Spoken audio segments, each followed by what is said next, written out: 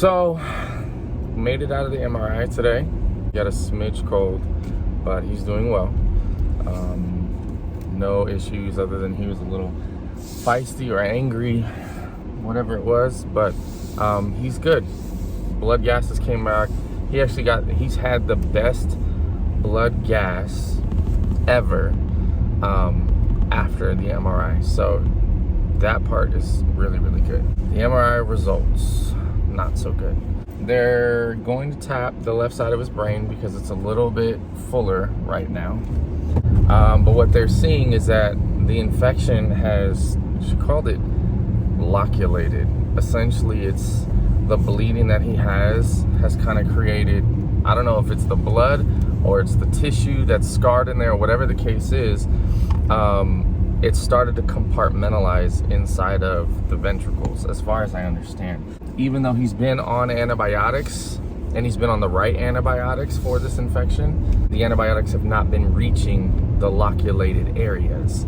So hence the white blood cell counts still being high, even though the cultures were negative, and have continued to be negative, this entire time.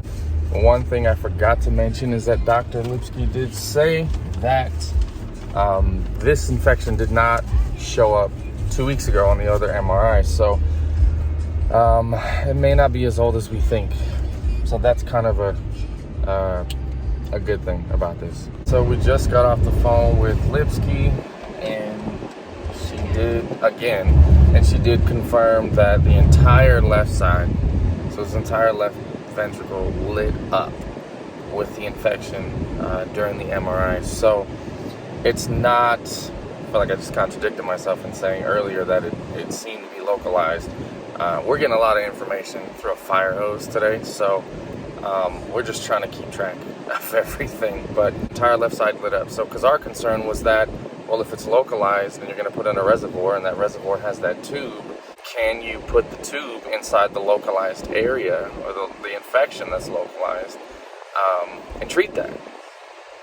So, but she said that the entire thing has lit up with infection. So she also said that this is very rare, which is it's just how we roll, people. She said that she's only seen or had to have antibiotics injected directly into the brain 3 or 4 times over her 26 years in the field. So very rare, which makes Asher pretty rare. She also said that with the antibiotics and the culture's not growing, that even though it's still showing signs of infection, they've confirmed it today, that the antibiotics did not kill or cure, but it merely suppressed the infection from spreading or growing or getting worse. So that's why they want to do a more, like an acute treatment by injecting the antibiotics directly into his brain. With all of this and the rarity of it, he will be needing additional MRIs. He'll continually need them, as well as CT scans. So it's going to be a lot of looking into his brain in the very near future. So what they're going to do is tomorrow morning, he's going to be intubated at about 9 o'clock.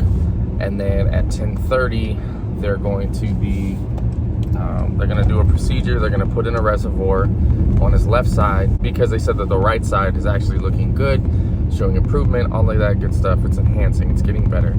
Left side is where they need the help. So they're going to install a reservoir on the left side of his head, so not only they can easily tap that side, but they can inject antibiotics directly into the loculated areas to fight the infection, because right now it's not getting to where it needs to go. So outside of that, Dr. Bragg did say that he clinically is well, right? So his head's not swollen or anything like that. It's not big, doesn't feel like it's under pressure, still soft.